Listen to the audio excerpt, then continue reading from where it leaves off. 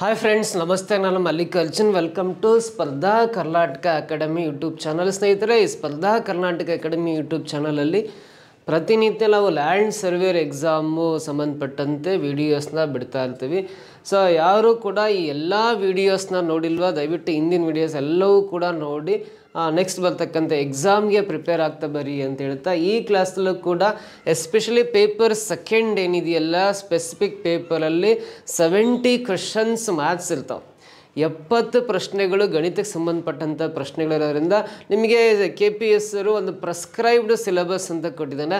ಆ ಪ್ರೆಸ್ಕ್ರೈಬ್ಡ್ ಸಿಲೆಬಸ್ ಪ್ರಕಾರ ಆ ಕಾನ್ಸೆಪ್ಟ್ ಮೇಲೆ, ಆ ಟಾಪಿಕ್ ಮೇಲೆ ಯಾವ ಥರ ಪ್ರಶ್ನೆಗಳು ಇರೋ ಸಾಧ್ಯತೆ ಇರುತ್ತೆ, ಆ ಥರ ಪ್ರಶ್ನೆಗಳನ್ನು ಬಿಡಿಸೋ ವಿಧಾನಗಳನ್ನು ನಿಮಗೆ ಈ ಒಂದು ಕ್ಲಾಸಲ್ಲಿ ಹೇಳ್ಕೊಡ್ತೀನಿ. ನಮ್ಮ ಸ್ಪರ್ಧಾ ಕರ್ನಾಟಕ ಅಕಾಡೆಮಿ ಯೂಟ್ಯೂಬ್ ಚಾನಲ್ಗೆ ಯಾರು ಸಬ್ಸ್ಕ್ರೈಬ್ ಆಗಿಲ್ಲ, ಸಬ್ಸ್ಕ್ರೈಬ್ ಆಗಿ ಪಕ್ಕದಲ್ಲಿ ಬರೋ ಬೆಲ್ ಐಕನ್ ಪ್ರೆಸ್ ಮಾಡಿ ನೋಟಿಫೈ ಆಗಿರಿ. ಹಾಗೆ ಸ್ನೇಹಿತರೆ, ಸ್ಪರ್ಧಾ ಕರ್ನಾಟಕ ಅಕಾಡೆಮಿ ಆನ್ಲೈನ್ ಪ್ಲಾಟ್ಫಾರ್ಮಲ್ಲಿ ಗೂಗಲ್ ಪ್ಲೇ ಸ್ಟೋರಲ್ಲಿ ಹೋಗಿ ನೀವು ಸ್ಪರ್ಧಾ ಕರ್ನಾಟಕ ಅಕಾಡೆಮಿ ಆ್ಯಪನ್ನು ಡೌನ್ಲೋಡ್ ಮಾಡ್ಕೊಂಡ್ರೆ ಸೊ ಅಲ್ಲಿ land surveyor exam, beat forestry ಎಕ್ಸಾಮಿಗೆ ಸೊ ಎಸ್ಪೆಷಲಿ ಒಂದು ಸ್ಪೆಷಲಾಗಿ ಕೋರ್ಸನ್ನು ಡಿಸೈನ್ ಮಾಡಿದ್ದೀವಿ. ನಿಮ್ಮ ಲ್ಯಾಂಡ್ ಸರ್ವೆಲ್ಲ ಸಿಲೆಬಸ್ಸು ಮತ್ತು ಟಾಪಿಕ್ ವೈಸು ಕ್ಲಾಸಸ್ನ ನಾವು ಕೊಟ್ಟಿದ್ದೀವಿ. ಹಾಗೆ ನಿಮಗೆ ಕ್ವಶನ್ ಪೇಪರ್ ಅನಾಲಿಸಿಸ್ ಇರುತ್ತೆ, PDF ನೋಟ್ಸು ಕೂಡ ಅಪ್ಲೋಡ್ ಮಾಡ್ತೀವಿ. ಎಲ್ಲ ಫೆಸಿಲಿಟೀಸು ಕೂಡ ಆನ್ಲೈನ್ ಆ್ಯಪಲ್ಲಿ ಅವೈಲಬಲ್ ಇದೆ. ಹೆಚ್ಚಿನ ಮಾಹಿತಿ ಬೇಕಂದರೆ ಇಲ್ಲಿ ಕಾಣಿಸ್ತಕ್ಕಂಥ ಮೊಬೈಲ್ ನಂಬರಿಗೆ ಕರೆ ಮಾಡಿ ಹೆಚ್ಚಿನ ಮಾಹಿತಿಯನ್ನು ಪಡಿತಾ ಬನ್ನಿ ಅಂತ ಹೇಳ್ತಾ, ಸೊ ಫಸ್ಟ್ ಕ್ವಶನ್ ಏನಿದೆ ಅಂತ ನೋಡ್ತಾ ಬರೋಣ. What least number must be added to 1057 get a number exactly divisible by 23 ಅಂತೇಳಿ ನೋಡಿ. ಪ್ರಶ್ನೆ ಕನ್ನಡದಲ್ಲಿ ಇದೆ. 1057ಕ್ಕೆ ಯಾವ ಕನಿಷ್ಠ ಸಂಖ್ಯೆಯನ್ನು ಸೇರಿಸಿದಾಗ ಅದು ನಿಖರವಾಗಿ 23ರಿಂದ ಭಾಗವಾಗುತ್ತದೆ ಅಂತ. ಈ 1057 ಅಂತ ಒಂದು ನಂಬರ್ ಇದೆಯಲ್ಲ, ಈ ನಂಬರ್ಗೆ ಯಾವ ಸಂಖ್ಯೆ, ಯಾವ ಕನಿಷ್ಠ ಸಂಖ್ಯೆಯನ್ನು ಕೂಡಿದಾಗ ಅದು ಕಂಪ್ಲೀಟಾಗಿ 23ರಿಂದ ಡಿವೈಡ್ ಆಗುತ್ತೆ ಅಂತ ಪ್ರಶ್ನೆ ಕೇಳಿದ್ದಾನೆ. 1057ಗೆ ಯಾವ ಕನಿಷ್ಠ ಸಂಖ್ಯೆ, ಲೀಸ್ಟ್ ನಂಬರ್ನ ಅಡಿಷನ್ ಮಾಡಿದರೆ ಸೊ ಬರೋ ಸಂಖ್ಯೆ 23ಯಿಂದ ಕಂಪ್ಲೀಟಾಗಿ ಡಿವೈಡ್ ಆಗುತ್ತೆ ಅಂತ ಪ್ರಶ್ನೆ ಹೇಳಿದ್ದಾನೆ. ಅಂದರೆ ಇದು ಸಿಂಪಲ್ಲಾಗಿ ಮಾಡೋದಾದ್ರೆ ನೋಡ್ರಿ, ನೀವು ಭಾಗಾಕಾರ ಲೆಕ್ಕ ಮಾಡೋ ವಿಧಾನ ಗೊತ್ತಿದ್ರೆ ಸಾಕು, ಈ ಪ್ರಶ್ನೆಗೆ ಸುಲಭವಾಗಿ ಆನ್ಸರ್ ಕಂಡುಹಿಡಿಬೋದು. ಈ 1057ನ 23ರಿಂದ ಡಿವೈಡ್ ಮಾಡಿರಿ. 23ಯಿಂದ 1057ನ ನೀವು ಡಿವೈಡ್ ಮಾಡ್ತಾ ಬಂದ್ರಿ ಅಂದರೆ 23 4 ಕಟ್ತೀನಿ. ಫಸ್ಟ್ 23 4 92 ಆಗುತ್ತೆ. 105ಲ್ಲಿ 92ನ ಮೈನಸ್ ಮಾಡಿದಾಗ ಇನ್ನು 13 ಉಳಿಯುತ್ತೆ.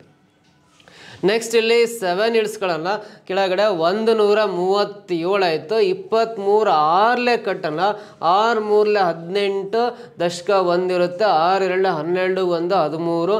ಇಲ್ಲಿ 137ಕ್ಕಿಂತ ಇದು 1 ಜಾಸ್ತಿ ಇದೆ ಅಂದರೆ ಈ 1057ಗೆ 1ಅನ್ನು ಕೂಡ್ಕೋಬೇಕು. 1ಅನ್ನು ಕೂಡಿದಾಗ ಇಲ್ಲಿ ಡಿಫ್ರೆನ್ಸ್ 1 ಬರುತ್ತಲ್ಲ, ಆ 1ನ್ನೇ 1057 ಕೂಡಿದಾಗ 1058 ಬರುತ್ತೆ. ಇವಾಗ ಈ 1058 ಅನ್ನೋದು 23ರಿಂದ ಎಕ್ಸಾಕ್ಟ್ ಡಿವೈಡ್ ಆಗುತ್ತೆ. 23 4 92, ಸೊ ಇಲ್ಲಿ ಶೇಷ 13 ಉಳಿಯುತ್ತೆ. 8 ಕೆಳಗಿಳಿಸ್ಕೊಂಡ್ರೆ ಇವಾಗ 23 6 ಕಟ್ರಿ 138 ಆಗುತ್ತೆ.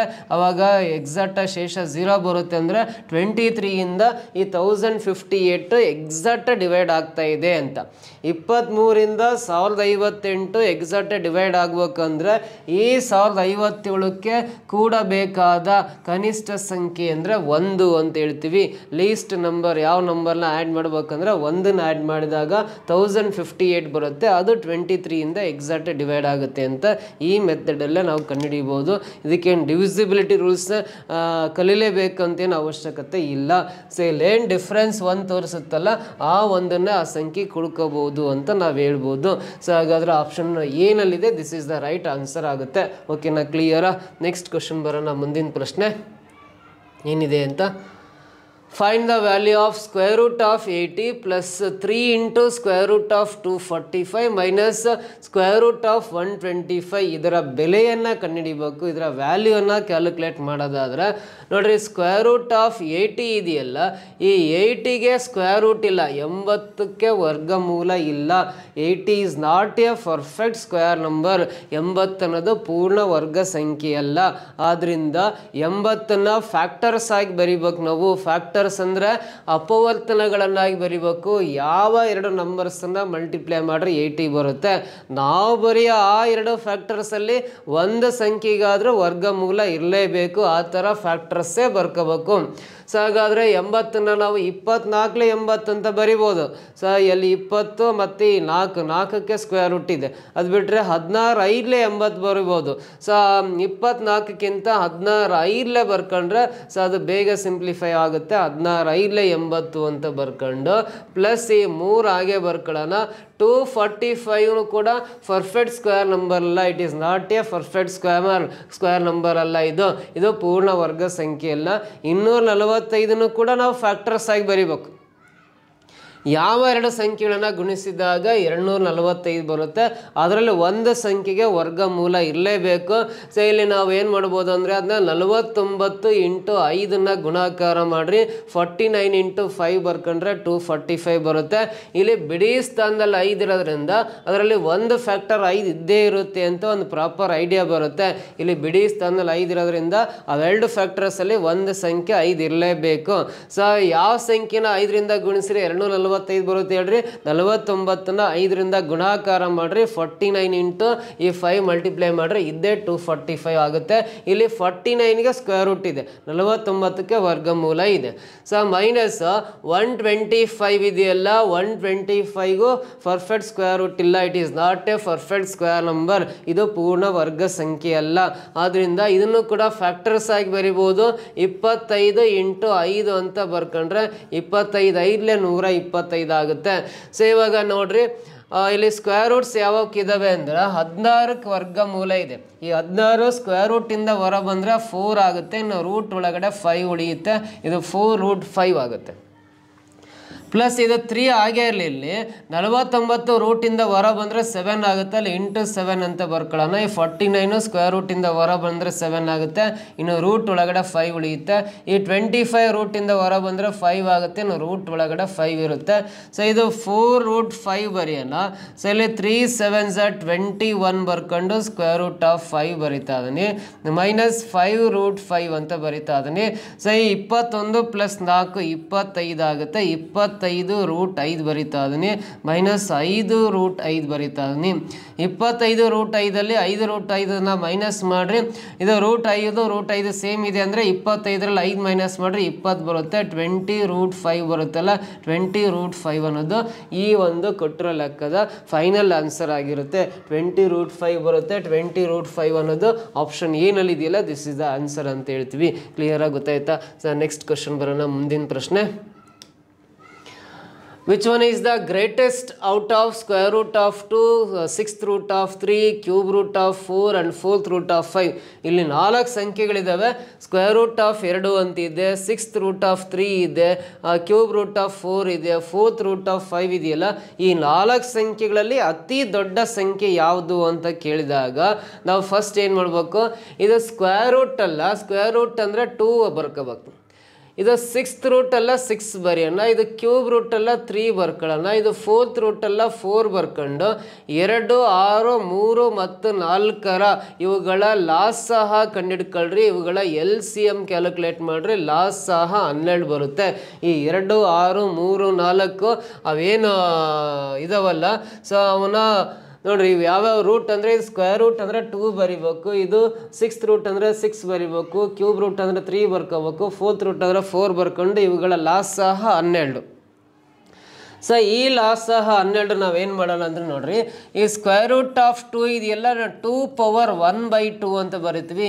ಈ ಸ್ಕ್ವೇರ್ ರೂಟ್ ತೆಗಿಬೇಕಂದ್ರೆ 2ರ ಘಾತ 1/2 ಹಾಕಿದ್ರೆ ಅದು ಸ್ಕ್ವೇರ್ ರೂಟ್ ಆಫ್ 2ನ್ನ ನಾವು ಕರ್ಣಿ ರೂಪದಲ್ಲಿರೋದ್ರಿಂದ ಇಂಡೆಕ್ಸ್ ಫಾರ್ಮಿಗೆ ಘಾತಾಂಕ ರೂಪದಲ್ಲಿ ಬರ್ಕೊಂಡ್ರೆ 2^1/2 ಆಗುತ್ತೆ.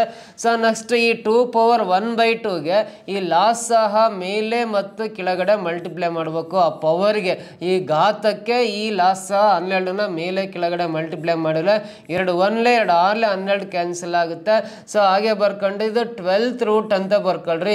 ಸೊ ಇಲ್ಲಿ ಡಿನಾಮಿನೇಟರ್ಲಿ 12th ಇದೆ ಅಂದರೆ 12th ರೂಟ್ ಅಂತ ಬರ್ಕೊಂಡು 2^6 ಎರಡನ್ನ 6 ಸಲ ಬರ್ಕೊಂಡು ಗುಣಾಕಾರ ಮಾಡ್ರಿ 64 ಬರುತ್ತೆ.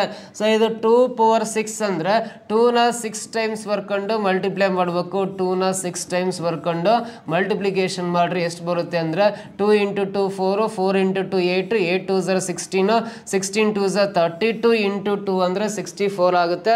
ಇದು 12th ರೂಟ್ ಆಫ್ 64 ಅಂತ ಬರ್ಕೋಬೋದು. ಒಂದ್ಸಲ ಅಷ್ಟೇ ಕ್ಯಾನ್ಸಲ್ ಮಾಡ್ಬೇಕು, ಮತ್ತೊಂದ್ಸಲ ಕ್ಯಾನ್ಸಲ್ ಮಾಡಬೇಡ್ರಿ. ಸೊ ಅದೇ ಥರ 6th ರೂಟ್ ಆಫ್ 3 ಇದೆಯಲ್ಲ ಅದನ್ನ ಇಂಡೆಕ್ಸ್ ಫಾರ್ಮಲ್ಲಿ ಬರೆದ್ರೆ 3⁴1 ಡಿವೈಡ್ ಬೈ ಇದು 6th ರೂಟ್ ಅಲ್ಲ 1/6 ಅಂತ ಬರೀಬೇಕು. 6th ರೂಟ್ ಆಗಿರೋದ್ರಿಂದ 1/6 ಬರಿತೀವಿ. ಸ್ಕ್ವೇರ್ ರೂಟ್ ಆಗಿರೋದ್ರಿಂದ 1/2 ಬರ್ಕೊಂಡು ಸೇ ಲಾಸ್ಟ್ ಸಹ 12ನ್ನ ಇಲ್ಲೂ ಮೇಲೆ ಕೆಳಗಡೆ ಮಲ್ಟಿಪ್ಲೈ ಮಾಡ್ಕೋಬೇಕು. LCM 12 6 1 6 2 12 ಕ್ಯಾನ್ಸಲ್ ಆಗುತ್ತೆ. ಇಲ್ಲಿ ಡಿನಾಮಿನೇಟ್ರಲ್ಲಿ 12 ಇದೆ ಅಂದರೆ ಅಗೇನ್ 12th ರೂಟ್ ಅಂತ ಬರ್ಕೊಂಡು ಇಲ್ಲಿ 12 ಇರೋದ್ರಿಂದ 12th ರೂಟ್ ಬರ್ಕೊಂಡು 3⁴2 3 ಸ್ಕ್ವೇರ್ ಅಂದರೆ 9 ಆಗುತ್ತೆ. 12th ರೂಟ್ ಆಫ್ 9 ಬರುತ್ತೆ. 6th root 3 value. So next cube root of 4 ಇದೆಯಲ್ಲ ಆ 4 ಪವರ್ ಕ್ಯೂಬ್ ರೂಟ್ ಇರೋದ್ರಿಂದ 1/3 ಬರ್ಕೊಂಡು ಆ LCM 12ನ್ನ ಇಲ್ಲಿ ಮೇಲೆ ಕೆಳಗಡೆ ಘಾತಾಂಕಕ್ಕೆ ಮಲ್ಟಿಪ್ಲೈ ಮಾಡಿರಿ. 3 1 3 4 12 ಕ್ಯಾನ್ಸಲ್ ಆಗುತ್ತೆ. ಇಲ್ಲಿ ಡಿನಾಮಿನೇಟ್ರಲ್ಲಿ 12 ಇದೆ ಅಂದರೆ 12th ರೂಟ್ ಅಂತ ಬರ್ಕೊಂಡು 4⁴4 4ನ 4 ಸಲ ಹಾಕ್ಕೊಂಡು ಗುಣಾಕಾರ ಮಾಡಿರಿ 256 ಆಗುತ್ತೆ. 12th ರೂಟ್ ಆಫ್ 256 ಬರುತ್ತೆ cube root of 4 value. So 4th root of 5 value ಕಂಡುಹಿಡಿಬೇಕಂದ್ರೆ ಅದನ್ನ 5⁴4th ರೂಟ್ ಅಂದರೆ 1/4 ಬರಿತೀನಿ. ಇದಕ್ಕೆ ಲಾಸ್ಟ್ ಸಹ 12ನ ಮೇಲೆ ಕೆಳಗಡೆ ಮಲ್ಟಿಪ್ಲೈ ಮಾಡಿರಿ. 4 1 4 3 12 ಕ್ಯಾನ್ಸಲ್ ಆಗುತ್ತೆ. ಇಲ್ಲಿ ಡಿನಾಮಿನೇಟ್ರಲ್ಲಿ 12 ಇದೆಯಲ್ಲ ಇನ್ನು 12th ರೂಟ್ ಆಫ್ 5⁴3 5 ಕ್ಯೂಬ್ ಅಂದರೆ 5ನ್ನ 3 ಸಲ ಹಾಕ್ಕೊಂಡು ಮಲ್ಟಿಪ್ಲೈ ಮಾಡಿರಿ 125 ಬರುತ್ತೆ. ಇವಾಗ ನೋಡ್ರಿ ಎಲ್ಲ 12th ರೂಟ್ ಎಲ್ಲವೂ 12th ರೂಟ್ ಇದ್ದಾವೆ ಅಂದ್ರೆ ಈ ರೂಟ್ ಒಳಗಿರೋ ನಂಬರಲ್ಲಿ ಯಾವ್ದು ದೊಡ್ಡ ನಂಬರ್ ಇದೆ ಅಂದರೆ 256 ದೊಡ್ಡದಿದೆ ಅಂದರೆ ಸೊ ಇವಿಷ್ಟು ಸಂಖ್ಯೆಗಳಲ್ಲಿ ಅತಿ ದೊಡ್ಡ ಸಂಖ್ಯೆ ಅಂದರೆ 12th root of 256. 12th root of 256 ಅಂದರೆ ಅದು ಕ್ಯೂಬ್ ರೂಟ್ ಆಫ್ 4 ಇದೆಯಲ್ಲ ಇದೇ ಅತಿ ದೊಡ್ಡ ಸಂಖ್ಯೆ ಆಗಿರುತ್ತೆ. ಸೊ ಕ್ಯೂಬ್ ರೂಟ್ ಆಫ್ 4 ಅಂತ ಆಪ್ಷನ್ ಏನಲ್ಲಿದೆ ನೋಡ್ರಿ, this is the right answer. ಇವುಗಳಲ್ಲಿ ಅತಿ ದೊಡ್ಡ ಸಂಖ್ಯೆ ಅಂದರೆ ಕ್ಯೂಬ್ ರೂಟ್ ಆಫ್ 4. ಒಂದು ವೇಳೆ ಅತಿ ಚಿಕ್ಕ ಸಂಖ್ಯೆ ಅಂತ ಕೊಟ್ಟರೆ ಇಲ್ಲಿ 12th ರೂಟ್ ಆಫ್ 9 ಇದೆಯಲ್ಲ ಅಂದರೆ ಇದು 6th ರೂಟ್ ಆಫ್ 3 ಇದೆಯಲ್ಲ ಅದೇ ಅತಿ ಚಿಕ್ಕ ಸಂಖ್ಯೆ ಆಗುತ್ತೆ. ಇಲ್ಲಿ ದೊಡ್ಡ ಸಂಖ್ಯೆ ಅಂದರೆ cube root of 4 option A ಸರಿ ಉತ್ತರ ಆಗುತ್ತೆ. ಓಕೆನಾ. ಸೊ ನೆಕ್ಸ್ಟ್ ಕ್ವಶನ್ ಬರೋಣ. ಮುಂದಿನ ಪ್ರಶ್ನೆ ಇದಕ್ಕೆ A and B together can do a piece of work in 12 days while B alone can finish it in 30 days. Find the work done by A in 1 day ಅಂತ ಕೇಳಿದ್ದಾರೆ. ನೋಡ್ರಿ A ಮತ್ತು B ಇಬ್ಬರು ಸೇರ್ಕೊಂಡು ಒಂದು ಕೆಲಸ ಮಾಡಲಿಕ್ಕೆ ಎಷ್ಟು ದಿನ ಬೇಕು ಅಂದರೆ 12 days ಬೇಕು ಅಂತ ಹೇಳಿದ್ದಾರೆ. ಅದೇ ಕೆಲಸವನ್ನು ಬಿ ಒಬ್ಬನೇ ಫಿನಿಶ್ ಮಾಡಲಿಕ್ಕೆ 30 days ಬೇಕು. ಹಾಗಾದರೆ ಎ ಒಬ್ಬನೇ ಆ ಕೆಲಸವನ್ನು ಎಷ್ಟು ದಿನದಲ್ಲಿ ಮಾಡ್ತಾನೆ ಕಂಡುಹಿಡ್ಕೊಳ್ಳೋಣ. ಇಬ್ಬರು ಸೇರಿ ಕೆಲಸ ಮಾಡೋ ದಿನಗಳ ಸಂಖ್ಯೆಯನ್ನು ಕೊಟ್ಟು ಬಿ ಒಬ್ಬಂದೇ ಕೆಲಸ ಮಾಡೋ ದಿನಗಳ ಸಂಖ್ಯೆ ಕೊಟ್ಟು ಎ ಒಬ್ಬನೇ ಆ ಕೆಲಸವನ್ನು ಎಷ್ಟು ದಿನದಲ್ಲಿ ಮಾಡ್ತಾನೆ ಅಂತ ಕಂಡುಹಿಡಿಬೇಕಂದ್ರೆ ವೆರಿ ಸಿಂಪಲ್. ಇವೆರಡೂ ನಂಬರ್ಸ್ನ ಮೇಲ್ಗಡೆ ಮಲ್ಟಿಪ್ಲೈ ಮಾಡಿ 12 × 30 ಮಲ್ಟಿಪ್ಲೈ ಮಾಡಿ ಕೆಳಗಡೆ 30ಯಲ್ಲಿ 12 ಮೈನಸ್ ಮಾಡಿರಿ 30ರಲ್ಲಿ 12 ಮೈನಸ್ ಮಾಡಿರಿ 18 ಬರುತ್ತೆ. ಇವಾಗ 6 2 12 6 3 18 ಕ್ಯಾನ್ಸಲ್ ಆಗುತ್ತೆ. 3 1 3 10 30 ಕ್ಯಾನ್ಸಲ್ ಆಗುತ್ತೆ. 10 × 2 ಅಂದರೆ 20 days ಬರುತ್ತೆ. ಅಂದರೆ ಎ ಒಬ್ಬನೇ ಆ ಕೆಲಸ ಕಂಪ್ಲೀಟ್ ಮಾಡಲಿಕ್ಕೆ 20 days ಬೇಕು ಅಂತ. ಸೊ ಆಗ ಅಲ್ಲಿ ಕೇಳಿರೋ ಪ್ರಶ್ನೆ ಏನಂದರೆ ಎ ಒಂದು ದಿನದಲ್ಲಿ ಎಷ್ಟು ಕೆಲಸ ಮಾಡುತ್ತಾನೆ ಅಂತ ಕೇಳಿದರೆ ಒಂದು ದಿನದಲ್ಲಿ ಎ ಎಷ್ಟು ಕೆಲಸ ಮಾಡ್ತಾನೆ ಅಂದರೆ ಪೂರ್ತಿ ಕೆಲಸ ಮಾಡಲಿಕ್ಕೆ 20 days ಬೇಕಂದ್ರೆ ಒಂದು ದಿನದಲ್ಲಿ ಎಷ್ಟು ಕೆಲಸ ಮಾಡ್ತಾನೆ ಅಂದರೆ 1/20th ಪಾರ್ಟನ್ನು ಕೆಲಸ ಮಾಡ್ತಾನೆ ಅಂತ ಅರ್ಥ. ಆ ಬಂದಿರೋ ನಂಬರ್ ಆಫ್ ಡೇಸ್ಗೆ 1/20 ರೆಸಿಪ್ರೋಕಲ್ ಆಗಿ ಬರ್ಕೊಂಡ್ರೆ ಸೊ ಅದೇ ಒಂದು ದಿನದಲ್ಲಿ ಅವ್ನು ಮಾಡೋ ಕೆಲಸ 1/20th ಪಾರ್ಟ್ 20ನೇ ಒಂದು ಭಾಗದಷ್ಟು ಕೆಲಸ ಮಾಡ್ತಾನೆ ಅಂತ ಅರ್ಥ. ಸೊ 1/20th ಪಾರ್ಟ್ ಅಂತ ಆಪ್ಷನ್ ಏನಲ್ಲಿ ಇದೆಯಲ್ಲ this is the right answer ಅಂತ ಕರಿಬೋದು. ಓಕೆನಾ, ಅರ್ಥ ಆಯ್ತಾ. ಸೊ ನೆಕ್ಸ್ಟ್ ಕ್ವಶನ್ ಬರೋಣ. ಮುಂದಿನ ಪ್ರಶ್ನೆ. So if cos x minus sin x ಕೆಳಗಡೆ sin x cos x then the value of x for which A is identity matrix ಅಂತ ಇದೆ ನೋಡಿ. ಇಲ್ಲಿ ಎ ಮಾತೃಕೆ ಕೊಟ್ಟಿದ್ದಾನೆ, ಇದು 2x2 ಶ್ರೇಣಿಯುಳ್ಳ ವರ್ಗ ಮಾತೃಕೆ ಕೊಟ್ಟು ಸೊ ಇದು ಘಟಕ ಮಾತೃಕೆಯಾಗಿದ್ದರೆ ಎಕ್ಸ್ನ ಬೆಲೆಯನ್ನು ಕಂಡುಹಿಡಿಯಿರಿ ಅಂತ ಕೊಟ್ಟಿದ್ದಾನೆ. ಈ ಎ ಮಾತೃಕೆ ಅನ್ನೋದು ಘಟಕ ಮಾತೃಕೆ ಆಗಬೇಕಾದ್ರೆ ಎಕ್ಸ್ನ ಬೆಲೆ ಎಷ್ಟಿರಬೇಕು ಅಂತ ಕೇಳಿದ್ದಾನೆ. ಸೊ ಇಲ್ಲಿ ನೋಡ್ರಿ, ಎ ಮಾತೃಕೆಯಲ್ಲಿರ್ತಕ್ಕಂಥ ಅಂಶಗಳು ಕಾಸ್ ಎಕ್ಸ್ ಅಂತ ಕೊಟ್ಟಿದ್ದಾನೆ, ಮೈನಸ್ ಸೈನ್ ಎಕ್ಸ್ ಅಂತ ಕೊಟ್ಟಿದ್ದಾನೆ, ಆಮೇಲೆ ಸೈನ್ ಎಕ್ಸ್ ಅಂತ ಕೊಟ್ಟಿದ್ದಾನೆ, ಆಮೇಲೆ ಕಾಸ್ ಎಕ್ಸ್ ಅಂತ ಕೊಟ್ಟಿದ್ದಾನೆ.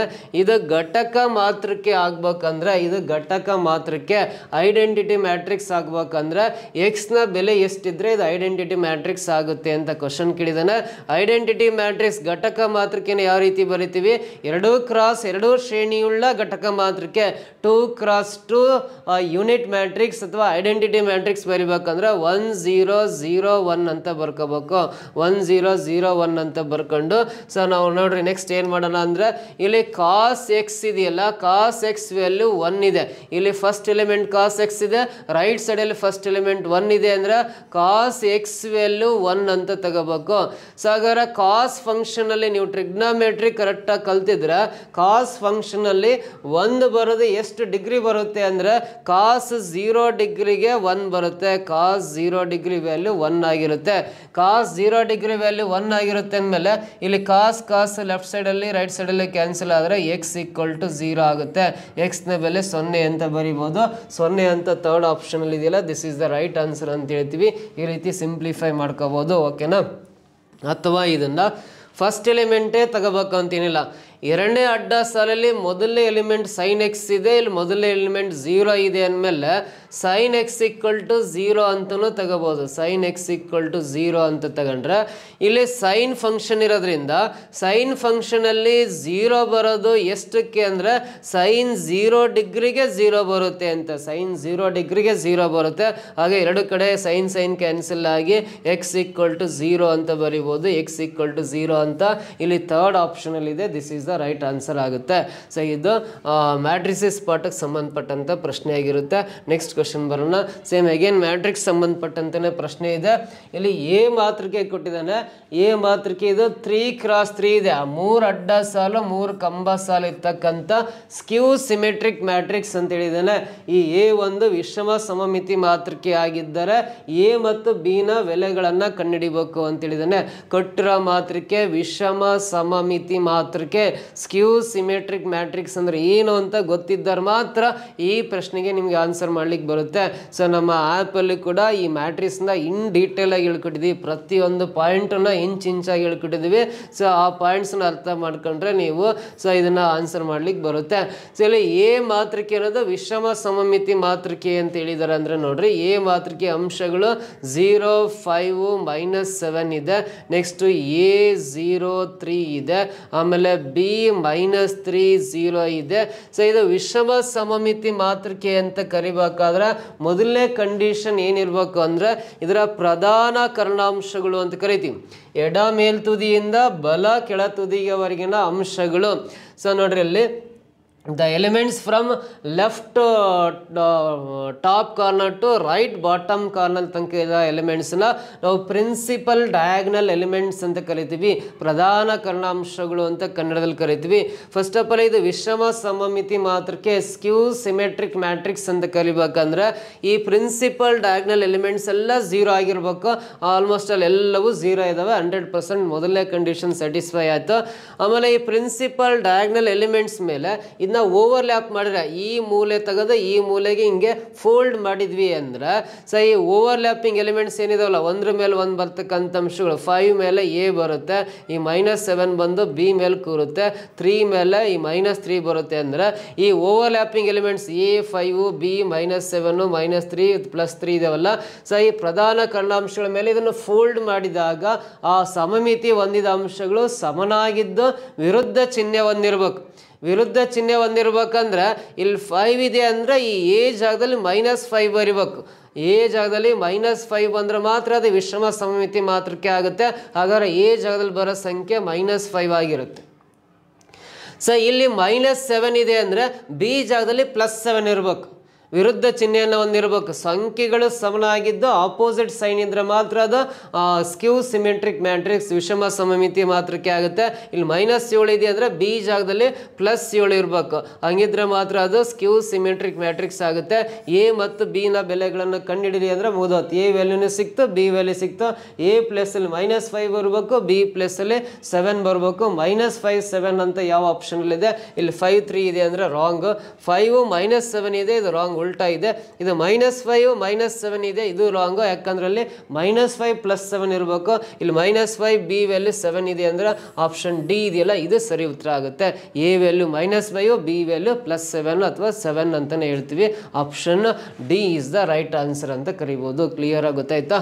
ಸೊ ನೆಕ್ಸ್ಟ್ ಕ್ವಶನ್ ಬರೋಣ. ಮುಂದಿನ ಪ್ರಶ್ನೆ ಇದರಲ್ಲಿ the probabilities of A, B and C solving a problem are 1/3, 1/5 and 1/6 respectively.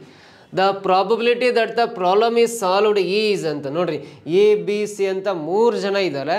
A ಒಂದು ಸಮಸ್ಯೆಯನ್ನು ಬಗೆಹರಿಯೋ ಸಂಭವನೀಯತೆ 1/3 ಇದೆ. ಅಂದರೆ ಏನನ್ನು ಆ ಪ್ರಾಬ್ಲಮ್ನ ಸಾಲ್ವ್ ಮಾಡೋ ಸಂಭವನೀಯತೆ 1/3 ಇದೆ.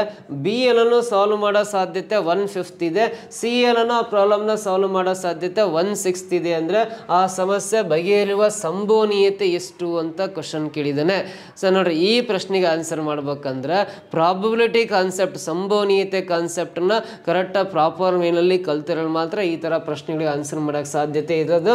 ಸೊ ನಾನು ಪಿ ಆಫ್ ಎ ಅಂತ ಬರೀತೀನಿ. ಪಿ ಆಫ್ ಎ ಅಂದರೆ ಎ ಆ ಸಮಸ್ಯೆಯನ್ನು, ಎ ಅಂತಕ್ಕಂಥ ಒಬ್ಬ ವ್ಯಕ್ತಿ ಆ ಸಮಸ್ಯೆಯನ್ನು ಬಗೆಹರಿಯೋ ಸಂಭವನೀಯತೆ ಅಂದರೆ 3ರಲ್ಲಿ 1 ಭಾಗದಷ್ಟು ಸಾಧ್ಯತೆ ಇರುತ್ತೆ.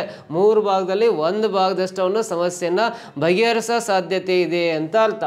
ಸೊ 3 ಭಾಗದಲ್ಲಿ 1 ಭಾಗದಷ್ಟು ಬಗೆಹರಿಸ್ತಾನೆ ಅಂದಮೇಲೆ ಇವನು ಸಮಸ್ಯೆಯನ್ನು ಬಗೆಹರಿಸದೇ ಇರೋ ಸಂಭವನೀಯತೆ ಅಂದರೆ ಪಿ ಆಫ್ ಎ ಬಾರ್ ಅಂತ ಬರಿತೀನಿ. ಎ ಬಾರ್ ಅಂದರೆ ಪ್ರಾಬ್ಲಮ್ ಸಾಲ್ವ್ ಮಾಡದೇ ಇರೋ ಸಂಭವನೀಯತೆ.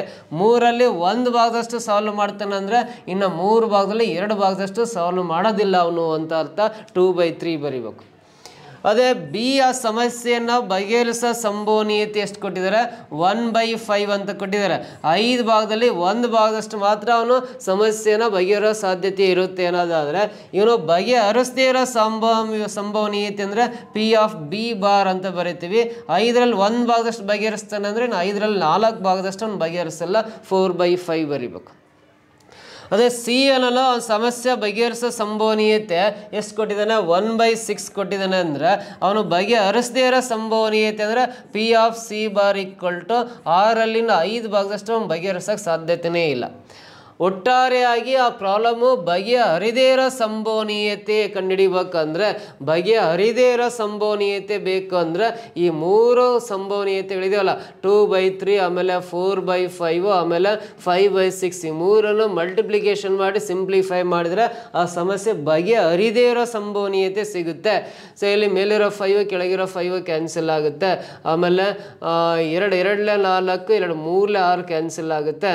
ಇಲ್ಲಿ 2 × 2 4 ಆಗುತ್ತೆ. ಕೆಳಗಡೆ 3 × 3 9 ಆಗುತ್ತೆ. ಸೊ 9ರಲ್ಲಿ 4 ಭಾಗದಷ್ಟು ಆ ಸಮಸ್ಯೆ ಬಗೆಹರಿಯೋಕ್ಕೆ ಸಾಧ್ಯತೆಯೇ ಇಲ್ಲ.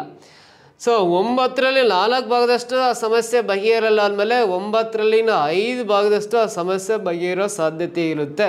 ಹಾಗಾದ್ರೆ ಆ ಸಮಸ್ಯೆ ಬಗೆಹರಿಯುವ ಸಂಭವನೀಯತೆ ಅಂದರೆ 5/9 ಆಗುತ್ತೆ. ಬಗೆಹರಿದೇ ಇರೋ ಸಂಭವನೀಯತೆ ಅಂದರೆ 4/9 ಆಗುತ್ತೆ. ಬಗೆಹರಿಯುವ ಸಂಭವನೀಯತೆ ಬೇಕಂದ್ರೆ 5/9 ಈಸ್ ದ ಫೈನಲ್ ಆನ್ಸರು. 5/9 ಅನ್ನೋದು ಸೆಕೆಂಡ್ ಆಪ್ಷನ್ ಇದೆ. ಈ ಥರ ಲೆಕ್ಕಗಳನ್ನು ಈ ಮೆಥಡಲ್ಲಿ ಬಿಡಿಸ್ಬೇಕಾಗುತ್ತೆ. ಓಕೆನಾ? ಅರ್ಥ ಆಯ್ತಾ? ನೆಕ್ಸ್ಟ್ ಕ್ವಶನ್ ಬರೋಣ. ಮುಂದಿನ ಪ್ರಶ್ನೆ.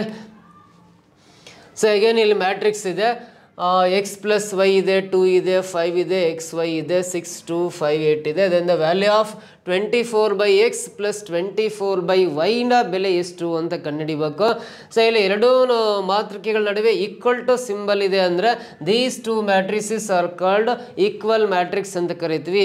ಈಕ್ವಲ್ ಮ್ಯಾಟ್ರಿಕ್ಸ್ ಅಂದರೆ ಇಲ್ಲಿ ಮೊದಲನೇ ಎಲಿಮೆಂಟ್ x + y ಇದೆ ಅಂದರೆ ಇಲ್ಲಿ ಮೊದಲನೇ ಎಲಿಮೆಂಟು 6 ಇದೆ ಅಂದರೆ x ಮತ್ತು y ಬೆಲೆಗಳನ್ನು ಕೂಡಿದಾಗ 6 ಬರುತ್ತೆ ಅಂತ. Sum of x value and y value, ಎಕ್ಸಿಗೆ ಒಂದು ಸಂಖ್ಯೆ, ವೈಗೆ ಒಂದು ಸಂಖ್ಯೆ ಬರುತ್ತೆ. ಎಕ್ಸ್ನ ವ್ಯಾಲ್ಯೂ ವೈ ವ್ಯಾಲ್ಯೂ ಕೂಡಿರೋ ಟೋಟಲ್ 6 ಆಗುತ್ತೆ ಅಂತ. ಅದೇ ಇಲ್ಲಿ ಮತ್ತೆ XY ಇದೆ, ಇಲ್ಲಿ ಲಾಸ್ಟ್ ಎಲಿಮೆಂಟ್ 8 ಇದೆಯಲ್ಲ, XY = 8 ಅಂತ ಬರಿತೀನಿ. ಇದರ ಅರ್ಥ ಎರಡು ಸಂಖ್ಯೆಗಳನ್ನು ಕೂಡಿದಾಗ 6 ಬರಬೇಕು, ಗುಣಿಸಿದಾಗ 8 ಬರಬೇಕು. ಯೋಚನೆ ಮಾಡಿರಿ, ಯಾವೆರಡು ಸಂಖ್ಯೆಗಳನ್ನು ಕೂಡಿದಾಗ 6 ಬರುತ್ತೆ, ಗುಣಿಸಿದಾಗ 8 ಬರುತ್ತೆ ಅಂದ್ರೆ 4 2 8 ಆಗುತ್ತೆ. ನೋಡ್ರಿ 4 2 8 ಬರುತ್ತೆ. ಅದೇ 4 ಮತ್ತು 2 ಕೂಡಿದಾಗ 6 ಬರುತ್ತೆ. ಇದು x plus y value 6 correct ಬಂತು, ಇದು x into y value 8 correct ಬಂತು ಅಂದ್ರೆ ಈ ಎಕ್ಸ್ ಪ್ಲೇಸಲ್ಲಿ 4 ಇದೆ ಅಂತ ಬರೀಬೋದು, ವೈ ಪ್ಲೇಸಲ್ಲಿ 2 ಬರ್ಕೋಬೋದು. ಇವನ್ನ ಉಲ್ಟಾ ಬರ್ಕೊಂಡ್ರೆ ಸರಿನೇ, ಎಕ್ಸ್ ಪ್ಲೇಸಲ್ಲಿ 2 ವೈ ಪ್ಲೇಸಲ್ಲಿ 4 ಬರ್ಕೊಂಡ್ರೆ ಆನ್ಸರಲ್ಲಿ ಏನು ಬದಲಾವಣೆ ಆಗಲ್ಲ, ಸೇಮ್ ಆನ್ಸರೇ ಬರುತ್ತೆ ನಮಗೆ ಫೈನಲಿ. ಆವಾಗ ಎಕ್ಸ್ ವ್ಯಾಲ್ಯೂ 4 ವೈ ವ್ಯಾಲ್ಯೂ 2 ಅಂತ ಗೊತ್ತಾಯ್ತಲ್ಲ. ಈ 24/x ಪ್ಲಸ್ 24/y ವ್ಯಾಲ್ಯೂ ಕಂಡುಹಿಡಿಬೇಕು ಅಂತ ಹೇಳಿದಾನೆ. 24 ಬರ್ಕೊಳ್ಳೋಣ, ಡಿವೈಡ್ ಬೈ ಎಕ್ಸ್ ವ್ಯಾಲ್ಯೂ 4 ಆಗುತ್ತೆ, plus 24 divide by y value 2 ಗೊತ್ತಾಗಿದೆ, 2 ಬರೆಯೋಣ. 4 6 24, 2 12 24 ಕ್ಯಾನ್ಸಲ್ ಆಗಿ 6 ಪ್ಲಸ್ 12 ಕೂಡ್ರಿ ಫೈನಲ್ ಆನ್ಸರ್ ಇದಕ್ಕೆ 18 ಬರುತ್ತೆ. 18 ಅನ್ನೋದು ಆಪ್ಷನ್ 4th ಒನ್ನಲ್ಲಿದೆ. This is the exact answer. Clear ಆಗಿ ಗೊತ್ತಾಯ್ತಾ ಈ ಪ್ರಶ್ನೆಗೆ ಆನ್ಸರು?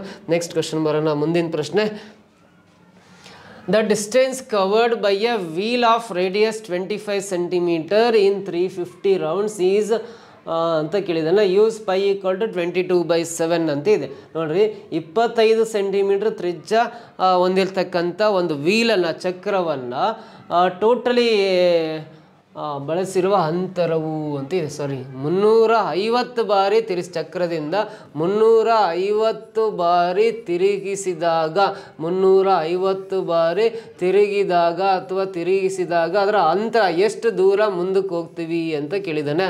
ಸೊ ನೋಡ್ರಿ, ಒಂದು ವೀಲ್ 25 ಸೆಂಟಿಮೀಟರ್ ರೇಡಿಯಸ್ ಇದೆ, ಅದನ್ನು 350 ಸಲ ಅದು ತಿರುಗ್ತು ಅಂದರೆ ಎಷ್ಟು ದೂರ ಮುಂದಕ್ಕೆ ಹೋಗ್ಬೋದು ಅಂತ ಕ್ವಶನ್ ಕೇಳಿದಾನೆ. ಇದಕ್ಕೆ ಆನ್ಸರ್ ಮಾಡ್ಬೇಕಂದ್ರೆ ನೋಡ್ರಿ, ಒಂದು ವೀಲ್ ಇದೆ, ಸೊ ಒಂದು ಚಕ್ರ ಇದೆಯಲ್ಲ ವೀಲು, ಇವೆಲ್ಲ ರೇಡಿಯಸ್ ಆಫ್ ದ ವೀಲ್ಸ್ ಅಂತ ಬರಿತೀವಿ. ಟೋಟಲ್ ಇದರ ರೇಡಿಯಸ್ 25 ಸೆಂಟಿಮೀಟ್ರ್ ಇದೆ. ಇದು 25 ಸೆಂಟಿಮೀಟ್ರ್ ಇದೆ ಅಂದ್ರೆ ಇನ್ನು ರೇಡಿಯಸ್ನ ನಾವು ಮೀಟ್ರಲ್ಲಿ ಬರ್ಕೊಂಡ್ವಿ ಅಂದರೆ 0.25 ಮೀಟ್ರ್ ಆಗುತ್ತೆ. ಯಾಕಂದರೆ 100 ಸೆಂಟಿಮೀಟ್ರಿಗೆ 1 ಮೀಟ್ರ್ ಆಗೋದಾದ್ರೆ 25 ಸೆಂಟಿಮೀಟ್ರಿಗೆ 0.25 ಮೀಟ್ರ್ ಬರಿತೀನಿ.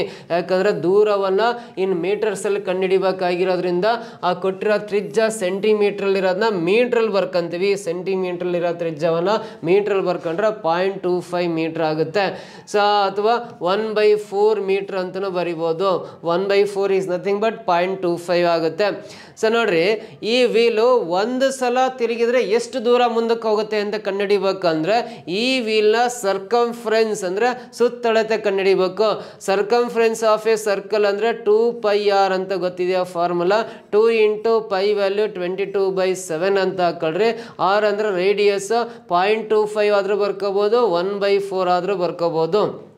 ಇಲ್ಲಿ 2 1ಲೇ ಇದು 2 2ಲೇ 4 ಕ್ಯಾನ್ಸಲ್ ಆಗುತ್ತೆ, 2 1ಲೇ ಕ್ಯಾನ್ಸಲ್ ಆಗುತ್ತೆ. ಇಲ್ಲಿ 11 ಇದೆ, ಕೆಳಗಡೆ 7 ಇದೆ ಅಂದರೆ 11/7 ಮೀಟ್ರ್ ದೂರ ಹೋಗುತ್ತೆ. ಅಂದರೆ ಇದು 7ರಿಂದ ಡಿವೈಡ್ ಮಾಡಿದ್ರೆ 7 1 7 4 ಉಳಿತು, 7 ಇಲ್ಲಿ 35, 1.5 ಸಮಥಿಂಗ್ ಮೀಟ್ರ್ ಹೋಗುತ್ತೆ ಇದು. ಸೊ ಅಂದರೆ ಇದು ಭಿನ್ನ ರಾಶಿ ರೂಪದಲ್ಲೇ ಇರಲಿ, ಒಂದು ಬಾರಿ ಆ ವೀಲ್ ತಿರುಗ್ತಂದ್ರೆ 11/7 ಮೀಟ್ರ್ ಮುಂದಕ್ಕೆ ಹೋಗುತ್ತೆ.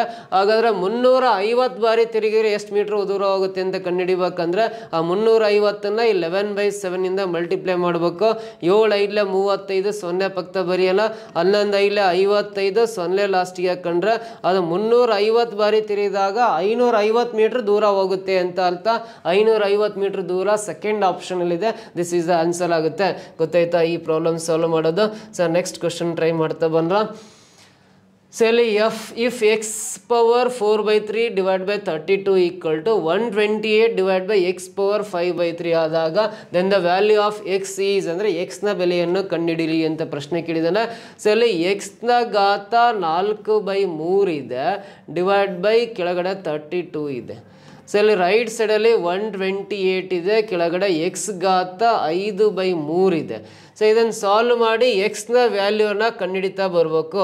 ಎಕ್ಸ್ ವ್ಯಾಲ್ಯೂ ಎಷ್ಟು ಬರುತ್ತೆ ಅಂತ ಕ್ಯಾಲ್ಕುಲೇಟ್ ಮಾಡ್ಬೇಕಂದ್ರೆ ಕ್ರಾಸ್ ಮಲ್ಟಿಪ್ಲಿಕೇಶನ್ ಮಾಡ್ಕೊಳ್ಳೋಣ. ಫಸ್ಟು ಓರೇ ಗುಣಾಕಾರ ಮಾಡ್ಕೊಂಡಾಗ ಎಕ್ಸ್ ಘಾತ 4/3 ಇದೆ, ಈ ಡಿವೈಡ್ ಬೈ ಇರೋದು ಲೆಫ್ಟ್ ಸೈಡ್ ಬಂದರೆ ಇಂಟು ಮತ್ತೆ ಎಕ್ಸ್ ಘಾತ 5/3 ಆಗುತ್ತೆ. ರೈಟ್ ಸೈಡಲ್ಲಿ 128 ಇದೆ, ಈ 32 ರೈಟ್ ಸೈಡ್ ಬಂದರೆ ಇಂಟು 32 ಆಗಿರುತ್ತೆ. ಸೊ ಇಲ್ಲಿ ಬೇಸ್ ಎಕ್ಸ್ ಇದೆ, ಇಲ್ಲೂ ಬೇಸ್ ಎಕ್ಸ್ ಇದೆ, ಎರಡು ಸೇಮ್ ಬೇಸ್ ಇದ್ದಾಗ ಕಾಮನ್ ಆಗಿ ಒಂದೇ ಬೇಸ್ ಬರ್ಕೊಂಡು ನಡುವೆ ಇಂಟು ಚಿಹ್ನೆ ಅಂದರೆ ಈ ಪವರ್ಸ್ನ ಕೂಡ್ಕೋಬೇಕು. 4/3 5/3 3 ಸೇಮ್ ಇದೆ ಅಂದರೆ 4 + 5 ಎಷ್ಟಾಗುತ್ತೆ 9/3 ಆಗುತ್ತೆ. ಸೊ ಎರಡೂ ಬೇಸಸ್ ಸೇಮ್ ಇದ್ದಾವೆ ಅಂದಮೇಲೆ 3 ಡಿನಾಮಿನೇಟರ್ ಸೇಮ್ ಇದೆ ಅಂದರೆ 4 + 5 9/3 ಬರ್ಕೊಳ್ಳೋಣ. 3 1 3 9 ಕ್ಯಾನ್ಸಲ್ ಆಗಿ x³ ಆಗುತ್ತೆ, ಇದು x⁴ ಬರುತ್ತೆ. ಈ 128 ಇದೆ, ಇಲ್ಲಿ 32 ಇದೆ. 128ನ ನಾವು ಯಾವ ರೀತಿ ಬರ್ಕೋಬೋದು, 32ನ ಯಾವ ರೀತಿ ಬರ್ಕೋಬೋದು. ಸೊ ಅಥವಾ ಯಾವ್ದಾರ ನಂಬರಿಗೆ ಕ್ಯೂಬ್ಸ್ ಏನಾರ ಬರುತ್ತೆ. 32 8 8 3 24 ನೋಡ್ರಿ, 32 8 8 3 24 8 2 16 256 ಕ್ಯಾರಿ 25 ಇರುತ್ತೆ. ಸೊ 32 2 64 + 25 ಅಂದರೆ 64 74 84 89 ಆಗುತ್ತೆ, ಕ್ಯಾರಿ 8 ಇರುತ್ತೆ. ಸೊ ನೆಕ್ಸ್ಟ್ 32 1 32 + 8 ಅಂದರೆ 40 ಆಗುತ್ತೆ, 4096 ಆಗುತ್ತೆ. ಈ 4096ನ ನಾವು 16³ ಅಂತ ಬರಿಬೇಕು, 16³ ಅಂತ. ಸೊ ಎರಡು ಕಡೆ ಕ್ಯೂಬ್ ಕ್ಯಾನ್ಸಲ್ ಆದರೆ ಎಕ್ಸ್ ವ್ಯಾಲ್ಯೂ 16 ಬರುತ್ತೆ. ಎಕ್ಸ್ ವ್ಯಾಲ್ಯೂ 16 ಬಂದಿದೆ. Find the value of X ಅಂತ ಕೇಳಿದಾನೆ. ಎಕ್ಸ್ ವ್ಯಾಲ್ಯೂ 16 ಬರುತ್ತೆ. Option first 1 this is the answer. ಓಕೆನಾ, ಅರ್ಥ ಆಯ್ತಾ? ಸೊ ನೆಕ್ಸ್ಟ್ ಕ್ವಶನ್ ಬರೋಣ, ಮುಂದಿನ ಪ್ರಶ್ನೆ. The 21st term of AP whose first two terms are -3 and 4 is ಅಂತಿದೆ. APಯ ಮೊದಲ ಎರಡು ಪದಗಳು -3 ಮತ್ತು 4 ಆಗಿದ್ದರೆ 21ನೇ ಪದ ಎಷ್ಟಿರುತ್ತೆ ಅಂತ ಕೇಳಿದ್ದಾನೆ. ಸೊ ಮೊದಲನೇ ಸಂಖ್ಯೆ -3 ಇದೆ, ನೆಕ್ಸ್ಟ್ ಸಂಖ್ಯೆ 4 ಇದೆ. ಇವು AP ಅಂದರೆ ಅರ್ಥಮೆಟಿಕ್ ಪ್ರೋಗ್ರೆಷನ್ ಅಂತ, ಸಮಾಂತರ ಶ್ರೇಣಿ ಅಂತ ಕರಿತೀವಿ. ಆ ಸಮಾಂತರ ಶ್ರೇಣಿಯಲ್ಲಿ ಅರ್ಥಮೆಟಿಕ್ ಪ್ರೋಗ್ರೆಷನಲ್ಲಿ ಮೊದಲ ಎರಡು ಪದಗಳು ಕೊಟ್ಟಿದ್ದಾನೆ. ಹಾಗಾದರೆ ಇದೇ ಶ್ರೇಣಿಯ 21ನೇ ಪದ ಎಷ್ಟು ಅಂತ ಕೇಳಿದಾನೆ. ಸೊ ನೋಡ್ರಿ, ಈ ಎರಡನೇ ಪದದಿಂದ ಮೊದಲನೇ ಪದ ಕಳೆಯೋಣ. ಎರಡನೇ ಪದ 4 ಇದೆ, ಇದರಲ್ಲಿ ಮೊದಲನೇ ಮೈನಸ್ ಹಾಕೊಂಡು ಮೊದಲನೇ ಪದ -3 ಕಳೀತಾ ಇದನ್ನ ಇಲ್ಲಿ. ಸೊ ಇವಾಗ ಮೈನಸ್ ಇಂಟು ಮೈನಸ್ ಪ್ಲಸ್ ಆಗುತ್ತಲ್ಲ, 4 + 3 7 ಆಗುತ್ತೆ. ಪ್ರತಿ ಒಂದು ಸಂಖ್ಯೆ 7 ಜಾಸ್ತಿ ಆಗ್ತಾ ಹೋಗುತ್ತೆ. 21ನೇ ಪದ ಕಂಡುಹಿಡಿಬೇಕಂದ್ರೆ ಮತ್ತೆ ಇದಕ್ಕೆ 7 ಕೊಡ್ರಿ, 4 + 7 11, 11 + 7 18, 18 + 7 25, 25 + 7 32, 32 + 7 39, + 7 46, 46 + 7 ಅಂದರೆ 53, 53 + 7 60, 60 + 7 67, 67 + 7 74, 74 7 81, 81 + 7 88, 88 + 7 95, 95 + 7 ಅಂದರೆ 102. ನೆಕ್ಸ್ಟ್ 102 + 7 ಅಂದರೆ 109, 109 + 7 ಅಂದರೆ 116, 116 + 7 123, 123 + 7 130, ನೆಕ್ಸ್ಟ್ 137. ಸೊ ನೆಕ್ಸ್ಟ್ 144, ನೆಕ್ಸ್ಟ್ 151, ಇನ್ನು ಸೊ ಹಿಂಗೆ ಬರ್ಕೊಂತ ಹೋಗೋದು. ಇದು ಸಮಾಂತರ ಶ್ರೇಣಿ ಆಗುತ್ತೆ. ಅಲ್ಲಿ ಕೇಳಿರೋದು 21ನೇ ಪದ. ಸೊ ಇದು 1, ಇದು 2, ಇದು 3, 4 5 6 7 8 9 10 11 12 13 14 15 16. ಸೊ ಅಲ್ಲಿಗೆ 16 ಆಯಿತು, ಇಲ್ಲಿಗೆ 17 ಆಯಿತು, 18 ಆಯಿತು, ಇಲ್ಲಿಗೆ 19 ಆಯಿತು, ಇದು 20 ಆಯ್ತು, ಇಲ್ಲಿಗೆ 20 ಆಯಿತು. ಇದು 21ನೇ ಪದ ಅಂದರೆ 137 ಬರುತ್ತೆ. 137 ಸೆಕೆಂಡ್ ಆಪ್ಷನಲ್ಲಿದೆ, ಇದು ರೈಟ್ ಆನ್ಸರ್. ಹಿಂಗೆ ಜನರಲ್ ಮೆಥಡಲ್ಲೇ ಈ ಪ್ರಶ್ನೆಗೆ ಆನ್ಸರ್ ಮಾಡ್ಬೋದು ನಾವು. ಅದರ್ವೈಸ್ ನೀವು ಯಾವುದೇ ಫಾರ್ಮುಲಾ ಇಲ್ದಂಗೆ ಹಿಂಗೆ ಡೈರೆಕ್ಟಾಗಿ 21ನೇ ಪದ ಬರ್ಕೊಂತ ಹೋದ್ರೆ ಆ ಸಮಾಂತರ ಶ್ರೇಣಿಯ 21st term of AP is 137 ಅಂತ ಹೇಳ್ತೀವಿ. ಅದರ್ವೈಸ್ ನೋಡ್ರಿ, ಇದು -3 ಅನ್ನೋದು ಫಸ್ಟ್ ಟರ್ಮ್, E = -3 ಅಂತ ಬರಿತೀನಿ. ಆಮೇಲೆ ಕಾಮನ್ ಡಿಫ್ರೆನ್ಸ್ 7 ಬರುತ್ತೆ. ಸೆಕೆಂಡ್ ಟರ್ಮಲ್ಲಿ ಫಸ್ಟ್ ಟರ್ಮನ್ನ ಮೈನಸ್ ಮಾಡಿದಾಗ 7 ಬಂತಲ್ಲ, ಇದನ್ನು ಕಾಮನ್ ಡಿಫ್ರೆನ್ಸ್ ಅಂತ ಬರಿತೀವಿ. ಸಾಮಾನ್ಯ ವ್ಯತ್ಯಾಸ 7 ಬಂತು. APಯಲ್ಲಿ ಸಮಾಂತರ ಶ್ರೇಣಿಯಲ್ಲಿ 21ನೇ ಪದ ಬೇಕು. T21 21ನೇ ಪದ ಬೇಕಂದ್ರೆ ಅದನ್ನ A + 20D ಅಂತ ಬರೀತೀವಿ. ಇಲ್ಲಿ 21 ಇದೆ ಅಂದರೆ 1 ಕಡಿಮೆ ಮಾಡಿ A + 20D ಅಂತ ಬರ್ಕೋಬೇಕು. ಡೈರೆಕ್ಟಾಗಿ ಆನ್ಸರ್ ಸಿಗುತ್ತೆ. ಈ ಮೆಥಡ್ ಪ್ರಕಾರ ಹೇಳ್ಕೊಂತವ್ರೆ. ಫಸ್ಟ್ ಟರ್ಮ್ A ಅಂದರೆ -3, ಸೆಕೆಂಡ್ ಟರ್ಮಿಂದ ಫಸ್ಟ್ ಟರ್ಮ್ ಮೈನಸ್ ಮಾಡಿದಾಗ ಕಾಮನ್ ಡಿಫ್ರೆನ್ಸ್ D 7 ಬರುತ್ತೆ. 21st ಟರ್ಮ್ ಬೇಕಾದ್ರೆ T21 ಅಂತ ಬರೀತೀವಿ. 21st ಟರ್ಮ್ ಬೇಕಂದ್ರೆ A + 20D ಬರಿಬೇಕು. ಇಲ್ಲಿ 21ರಲ್ಲಿ 1 ಕಡಿಮೆ ಮಾಡಿ ಬರಿಬೇಕು. ಇಲ್ಲಿ ಎ ಅಂದರೆ ನಮಗೆ ಗೊತ್ತಿದೆ ಫಸ್ಟ್ ಟರ್ಮು -3 ಬರ್ಕೊಳ್ಳೋಣ ಪ್ಲಸ್ 20 ಇಂಟು ಡಿ ಅಂದರೆ 7 ಅಂತ ಗೊತ್ತಿದೆ 7 ಬರಿತೀನಿ -3 ಪ್ಲಸ್ 27 140 ಆಗುತ್ತೆ 140ರಲ್ಲಿ 3 ಮೈನಸ್ ಮಾಡಿರಿ 137 ಬರುತ್ತಲ್ಲ ಆ ಸಮಾಂತರ ಶ್ರೇಣಿಯ 21st term of A P is 137 ಆಗುತ್ತೆ. ಸೊ ಆಪ್ಷನ್ ಸೆಕೆಂಡ್ ಒನ್ನೇ ಆನ್ಸರ್ ಆಗುತ್ತೆ. ಈ ವಿಧಾನದಿಂದಲೂ ಸಿಂಪಲ್ ಆಗಿ ಬರೀಬೋದು, ಅದರ್ವೈಸ್ ಅದನ್ನು ಕಂಟಿನ್ಯೂ ಮಾಡ್ತಾ ಹೋದ್ರೂ 21ನೇ ಪದ ಸಿಗುತ್ತೆ. ಅರ್ಥ ಆಯ್ತಾ? ಇವಿಷ್ಟು ಪ್ರಶ್ನೆಗಳನ್ನು ನಿಮಗೆ ಆನ್ಸರ್ ಮಾಡೋ ವಿಧಾನ ಹೇಳ್ಕೊಟ್ಟಿದ್ದೀನಿ. ಈ ವಿಡಿಯೋಸ್ ನಿಮಗೆ ಇಷ್ಟ ಆದರೆ ಒಂದು ಲೈಕ್ ಮಾಡಿ, ಕಮೆಂಟ್ ಮಾಡಿ, ನಿಮ್ಮ ಫ್ರೆಂಡ್ಸ್ಗೆಲ್ಲ ಶೇರ್ ಮಾಡ್ತಾ ಬನ್ನಿ. ಅದೇ ಥರ ನಿಮಗೆ online class topic wise syllabus wise classes ಬೇಕಂದರೆ ಸ್ಪರ್ಧಾ ಕರ್ನಾಟಕ ಅಕಾಡೆಮಿ ಆ್ಯಪನ್ನು ಗೂಗಲ್ ಪ್ಲೇಸ್ಟೋರಲ್ಲಿ ಡೌನ್ಲೋಡ್ ಮಾಡಿ ಅದರ ಉಪಯೋಗನ ಪಡ್ಕೋಬೋದು. ನಿಮಗೆ ಹೆಚ್ಚಿನ ಮಾಹಿತಿ ಬೇಕಂದ್ರೆ ಇಲ್ಲಿ 9071673831 ಅಥವಾ ಲಾಸ್ಟಿಗೆ 32 ಅಂತ ನಂಬರ್ ಚೇಂಜ್ ಮಾಡಿ, ಇವೆರಡು ನಂಬರ್ಸಲ್ಲಿ ಯಾವ ನಂಬರ್ಗಾದ್ರೂ ಕರೆ ಮಾಡಿ ಮೋರ್ ಡೀಟೇಲ್ಸ್ ಸಿಗುತ್ತೆ. ಸೊ ಈ ವಿಡಿಯೋವನ್ನು ಕೊನೆವರೆಗೂ ವಾಚ್ ಮಾಡಿದ್ದಕ್ಕೆ ಥ್ಯಾಂಕ್ ಯು ಸೋ ಮಚ್. ಮತ್ತೆ ಮುಂದಿನ ವಿಡಿಯೋದಲ್ಲಿ ಭೇಟಿ ಆಗ್ತೀನಿ.